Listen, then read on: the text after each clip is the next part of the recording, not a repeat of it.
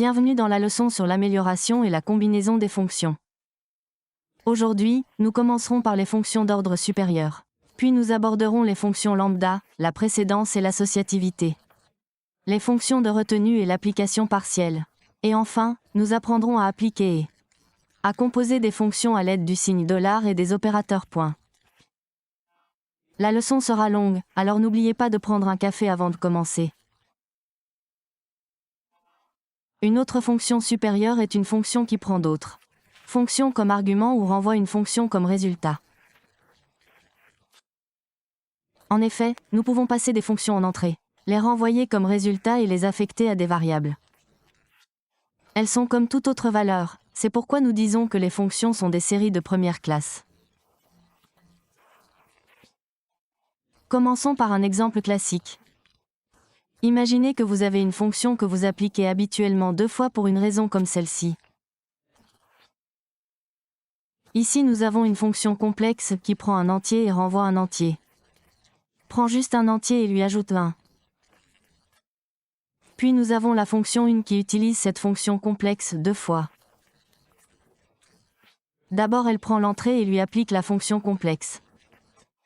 Puis applique la fonction complexe au résultat de celle-ci. Puis nous avons la fonction complexe 2 qui ajoute 2 à l'entrée. Et la fonction 2 qui prend une entrée, un entier et applique la fonction complexe 2 fois. Premièrement, deuxièmement, et ajoute cela à la même chose du côté droit. Applique la fonction complexe à l'entrée puis applique. Et la fonction complexe a au résultat de l'application de la fonction complexe à l'entrée. C'est un exemple exagéré, mais vous pouvez voir comment le modèle commence à émerger. Vous utilisez toujours le func complexe 1 et le func complexe 2 fois. Dès que nous avons vu ce modèle, nous réalisons que nous pourrions faire mieux. Que se passerait-il si nous créions une fonction qui prend 2 paramètres? Une fonction et une valeur et applique la fonction à cette valeur 2 fois. Nous pouvons le faire simplement en écrivant ceci. Ici la signature de type de apply twice est différente de la précédente. Cette partie indique que le premier paramètre est une fonction qui prend une valeur de type A et renvoie une valeur du même type. Le deuxième paramètre est juste une valeur de type A. Et toute la fonction applied twice renvoie une valeur de type A et dans le corps de la fonction vous pouvez voir qu'elle prend le premier paramètre la fonction. L'applique au deuxième paramètre x puis applique à nouveau la fonction. Au résultat donc nous appliquons la fonction f 2 fois et c'est tout. Nous avons créé une fonction d'ordre supérieur, nous ne pouvons pas utiliser la fonction apply twice. Pour simplifier le code précédent comme ceci. Ici nous passons la fonction complexe 1 et la valeur initiale à la fonction applied twice. Et elle sera appliquée 2 fois et ici nous faisons exactement la même chose à 2 endroits différents. C'est un exemple simple, mais les fonctions d'ordre supérieur sont une fonctionnalité extrêmement puissante. À tel point qu'elles sont partout. En fait, vous pourriez créer votre propre langage spécifique à un domaine en utilisant des fonctions d'ordre supérieur. Mais prenons-le étape par étape et commençons par utiliser 2 fonctions d'ordre supérieur fournies avec Haskell. Commençons par la fonction filter. Comme vous pouvez le voir, cette fonction prend un prédicat. Une fonction qui renvoie un booléen et une liste d'éléments de type A, et filtre les éléments de la liste étant donné le prédicat, donc par exemple. Si nous voulons filtrer uniquement les nombres pairs d'une liste de 1 à 20, nous pourrions faire quelque chose comme ceci. Ici nous prendrons la fonction de filtre d'ordre supérieur et nous passerons une liste qui va de 1 à 20 et un prédicat qui vérifie si le nombre est pair. Si c'est pair c'est vrai, si ce n'est pas le cas c'est faux. Et nous obtenons les résultats finaux, uniquement les nombres pairs, ou pour une condition plus complexe. Nous pourrions filtrer à partir d'une liste de fruits uniquement ceux qui contiennent la minuscule. Ici nous passons la fonction temporaire que nous créons dans le bloc mondial et parce que nous filtrons pour les minuscules pour tous les éléments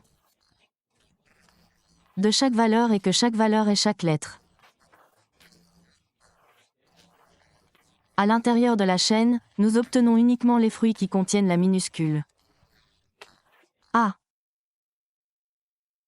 Un autre exemple est la fonction Annie. Il s'agit d'une signature simplifiée. Cette fonction prend également un prédicat et une liste. Mais vérifie si un élément de la liste est valide pour le prédicat. Par exemple, si nous vérifions si l'un des éléments de la liste est supérieur à 4, nous pouvons procéder ainsi. Si un seul est supérieur à 4, Annie renvoie true, sinon false. Une façon plus réaliste d'utiliser Annie serait de vérifier s'il reste des voitures sur notre site de vente de voitures. Nous avons ici une liste de Blaise de 2 valeurs, c'est-à-dire une paire contenant la marque et la quantité des voitures. Nous créons ensuite la fonction supérieure à 0 où nous utilisons pattern sur la table pour extraire le nombre de voitures et vérifier s'il est supérieur à 0. Puis nous utilisons Annie pour vérifier si l'une des paires de la liste contient au moins une carte restante. Nous avons vu de nombreux exemples de fonctions prenant d'autres fonctions comme paramètres. Mais qu'en est-il des fonctions qui renvoient des fonctions comme résultat? Nous y reviendrons en premier, en découvrant les abstractions lambda et les fonctions corrélées. Le terme « fonction lambda » vient du système mathématique appelé lambda calcul. C'est un sujet fascinant et puissant en soi. Mais nous allons aujourd'hui l'aborder du point de vue du programmeur. Une fonction lambda, également appelée fonction anonyme, est une définition de fonction sans nom. Par exemple, voici à quoi ressemble une fonction lambda qui prend 2 arguments et les multiplie. Dans Haskell, une fonction lambda se compose de 4 éléments. La barre oblique inverse au début indique qu'il s'agit d'une fonction lambda.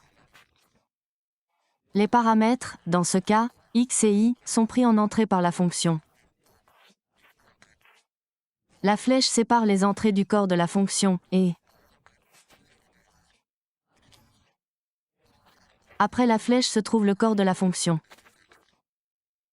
La plupart des langages de programmation modernes ont également des fonctions anonymes. Mais elles ne fonctionnent pas toutes de la même manière. Alors, pourquoi s'en soucier? Cela semble inutile, car comment utiliser une fonction sans nom si vous ne pouvez pas l'appeler ultérieurement? En fait, c'est un composant puissant du langage. Vous en rencontrerez de nombreuses tout au long de ce cours. Les expressions lambda permettent d'éviter de nommer des fonctions à usage unique. C'est utile en soi. Mais c'est particulièrement utile pour les fonctions d'ordre supérieur. De plus, prenons l'exemple précédent. La fonction « plus grand que 4 » ne sera utilisée nulle part ailleurs, mais restera indéfiniment dans notre environnement. C'est une fonction extrêmement simple, son nom étant plus long que son corps.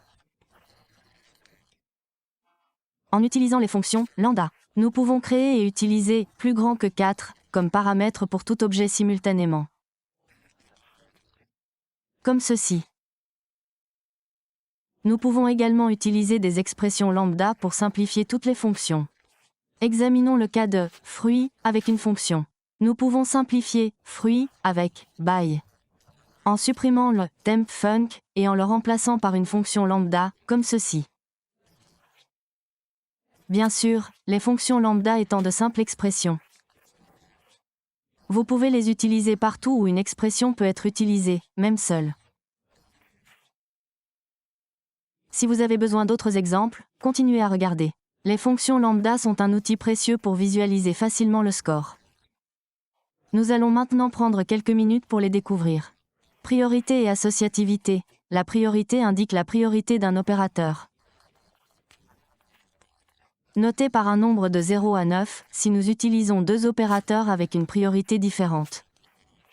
Celui avec la priorité la plus élevée est appliqué en premier. Ce qui signifie que les opérateurs de priorité plus élevée se lient plus étroitement. Nous pouvons obtenir la priorité d'un opérateur avec la commande info. Ici l'infix 6 plus et l'infix L7 star sont appelés déclarations fixit. Car la multiplication a une priorité de 7, qui est plus élevée que la priorité d'addition de. Si cette opération se produira plus tôt. Donc le résultat final est 7 et non 9.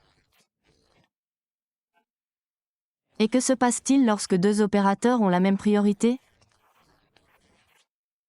C'est là que l'associativité entre en jeu.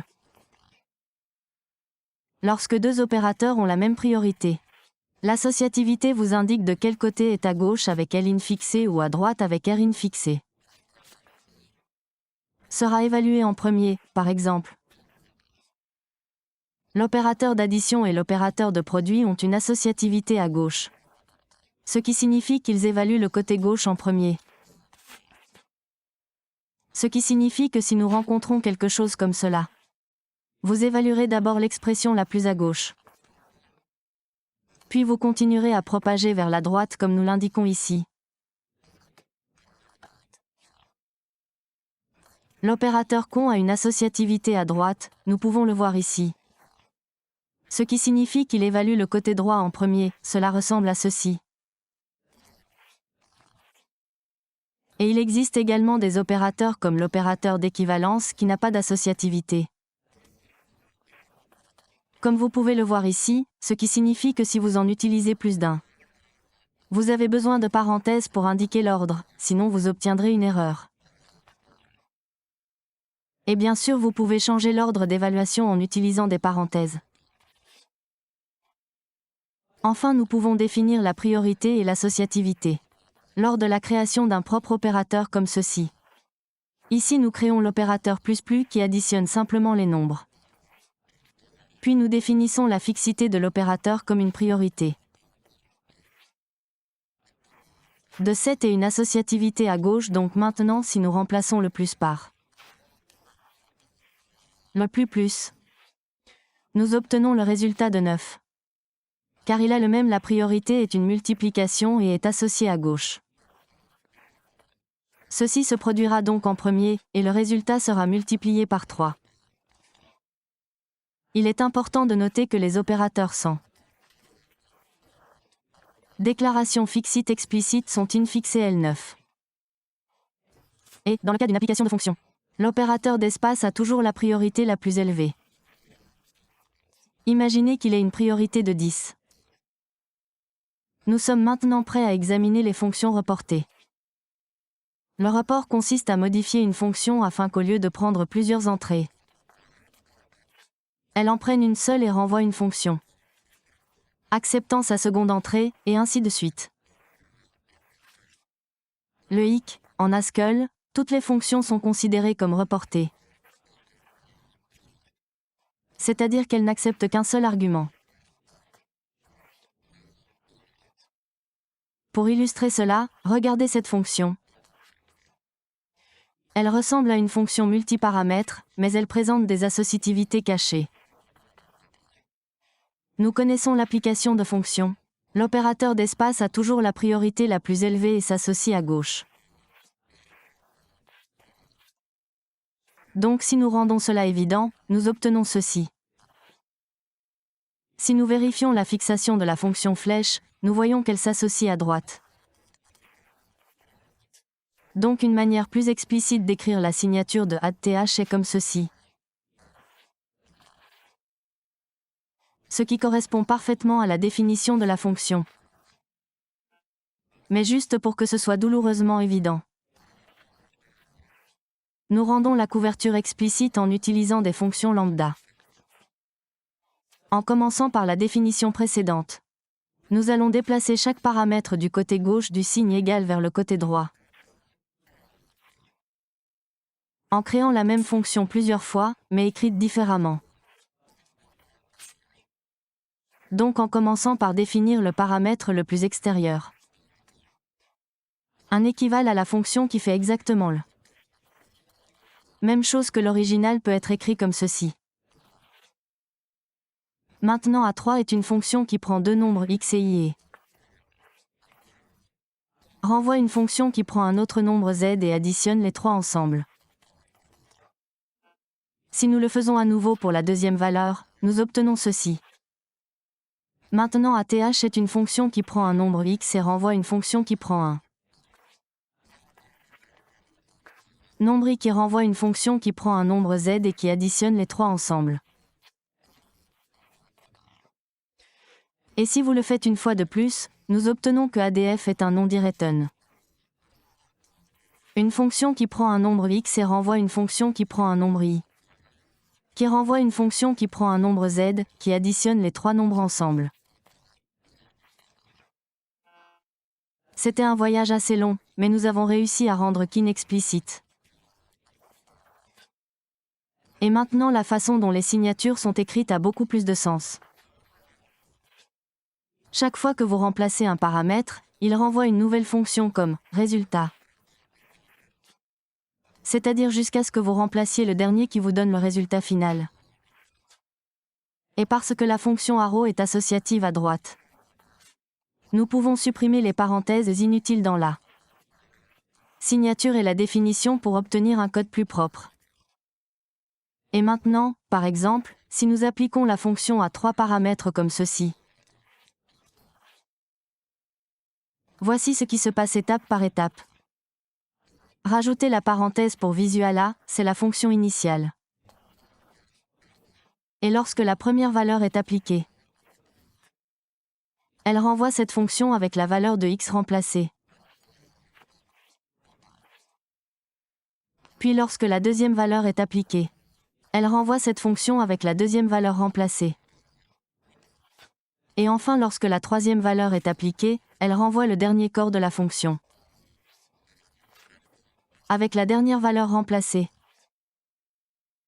Donc en plus d'être un bon point de départ pour une conversation au club, en quoi cela vous est-il utile ? Eh bien, avec les fonctions non purifiées, si vous fournissez moins de paramètres que ceux requis, vous obtenez une erreur, mais comme dans Zaza toutes les fonctions sont transportées, vous pouvez en profiter pour utiliser partial. L'application partielle en Haskell signifie que vous, au maximum, la fonction accepte. Le résultat, comme nous l'avons vu précédemment, est une nouvelle fonction qui prend le reste des paramètres que vous n'avez pas fournis à la fonction d'origine. À titre d'exemple pratique de l'utilité de cela, disons que vous avez une fonction utilisée pour créer un email au format nom.nom de famille. Au domaine, les paramètres que vous fournissez sont le domaine, le nom et le nom de famille. Cette fonction ressemble à ceci. Mais maintenant votre entreprise a deux communautés comme clients, qui ont deux noms de domaine différents. Vous ne voulez pas que vos utilisateurs écrivent le nom de domaine à chaque fois. Vous créez donc deux fonctions où vous appliquez partiellement les noms de domaine, comme ceci. Dans ce cas, nous créons la nouvelle fonction createEmail. Taken qui prend la fonction createEmail précédente qui prend le domaine,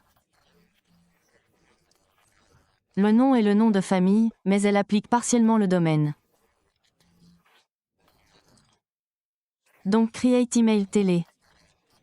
Nous avons la fonction createEmail avec le domaine déjà appliqué, la même chose pour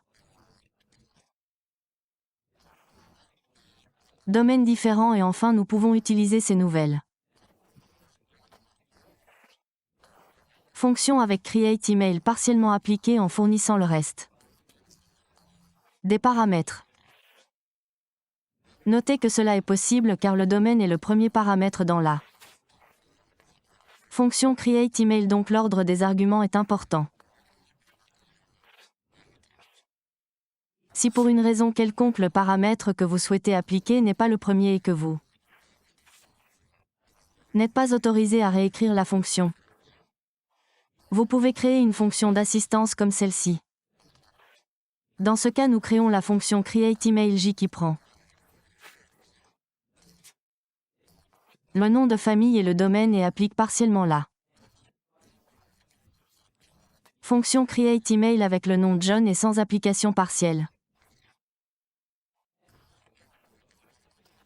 Nous créons simplement les mêmes paramètres, mais nous les réorganisons de la manière qui nous convient le mieux. Et parce que les opérateurs ne sont que des fonctions infixées, nous pouvons également les appliquer partiellement. Par exemple, en rappelant l'exemple précédent d'une fonction d'ordre supérieur. Dans la fonction que nous passons en paramètre, nous devons comparer si l'entrée est supérieure à 4. Et l'opérateur supérieur a est déjà une fonction qui prend 2 paramètres et compare si le premier est plus grand que le second.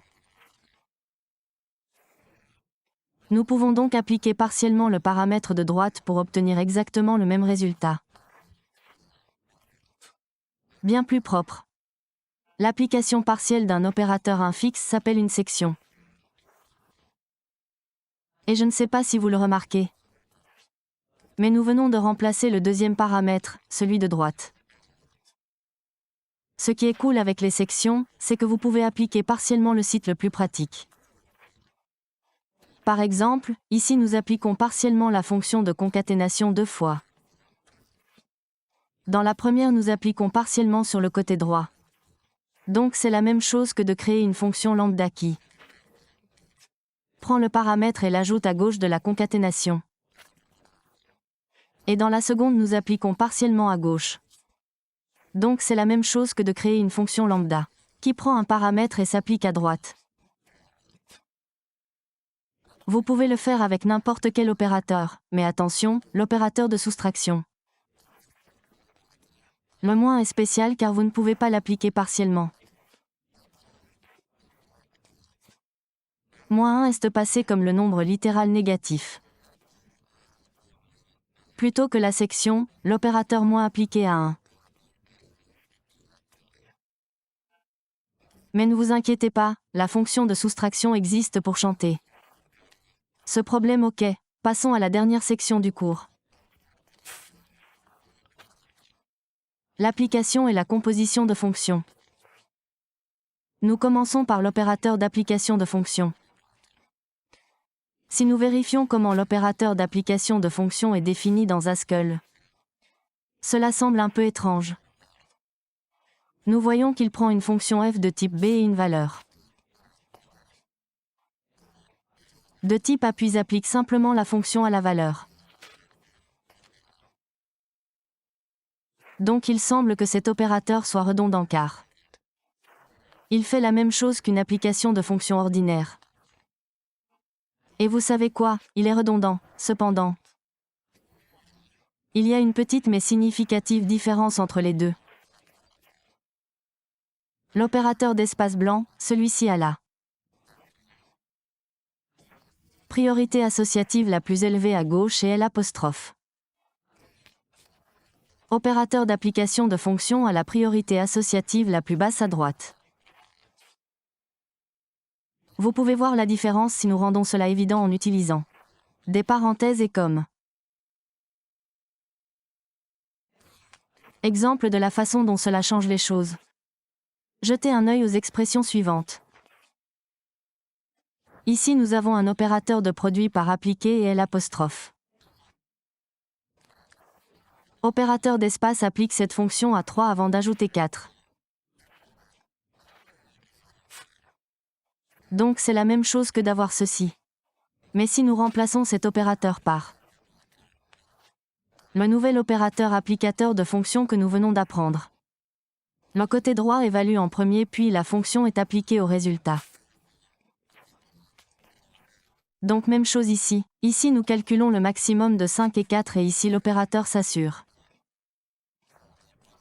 que la fonction max est d'abord évaluée avec les deux. Et le résultat qui est 5 est ajouté à et ici nous avons partiellement. Appliquez max 5 puis l'appliquons au résultat de l'addition de 4.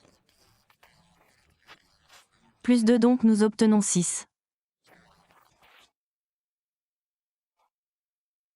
Comme vous pouvez le voir dans ces exemples, lorsque vous utilisez l'opérateur $, l'expression entière est à droite, elle s'applique comme paramètre à la fonction à gauche. Vous pouvez donc voir comment l'utilisation du signe $ revient à entourer tout ce qui se trouve à sa droite entre parenthèses. Cela nous amène à l'utilisation principale de l'opérateur $, en omettant les parenthèses dans l'expression suivante. Il existe 3 possibilités de supprimer les parenthèses, nous les supprimons donc. La première opportunité est que tout ce qui se trouve à droite de chaud doit être évalué. D'abord avant d'appliquer chaud. Nous supprimons donc ces 2 parenthèses et utilisons l'opérateur $. Idem ici, cette section s'applique à tout ce qui se trouve à sa droite. Nous pouvons donc supprimer ces 2 parenthèses et utiliser l'opérateur $. Et enfin la même chose ici. Cela rend votre code plus lisible et plus facile à comprendre. Bien sûr, vous pouvez faire plus que déplacer des parenthèses. Mais c'est ce que vous faites le plus avec cet opérateur. Nous le laissons donc là et commençons à en apprendre davantage sur l'apostrophe. Opérateur de composition de fonctions. Nous couvrons déjà le concept de composition de fonctions dans notre première leçon. Donc si vous n'êtes pas sûr, allez y jeter un œil. Mais juste un rappel et en quelques mots, lorsque nous composons 2 fonctions, nous produisons une nouvelle fonction qui équivaut à appeler les 2 fonctions en séquence lorsque la première prend la sortie de la seconde en entrée. Nous pourrions le faire avec des parenthèses. Ici par exemple, la fonction f prend en entrée le résultat de l'application de la fonction g à x. Et comme exemple probablement trop compliqué, nous pourrions faire quelque chose comme ceci. Ici, nous composons beaucoup, 3 fois pour être exact. Et comme vous pouvez le voir, c'est assez difficile à lire, donc un diagramme pourrait aider. Nous prenons une liste de trouvailles comme simple. Puis vous prenez 10 pour prendre les 10 premiers éléments de la liste. Puis utilisez le résultat comme entrée pour la queue qui renvoie les 9 derniers éléments. Puis le résultat de cela comme entrée pour le filtre supérieur à 2. 25 pour filtrer les valeurs supérieures à 25 et enfin nous prenons le résultat de cela comme entrée pour tout pair pour vérifier s'il reste des nombres pairs dans la liste. Le diagramme aide. Mais que se passe-t-il si je vous dis qu'il existe un moyen d'apostrophe? Avoir quelque chose d'aussi propre et facile à comprendre. Mais dans notre code, cela peut être fait en faisant abstraction de la composition de fonctions à un opérateur. Et parce qu'en mathématiques le symbole de composition est un anneau qui ressemble en quelque sorte à un point, nous avons utilisé un point. Ici nous voyons que l'opérateur point prend 2 fonctions. F de type B à C et G de type B et.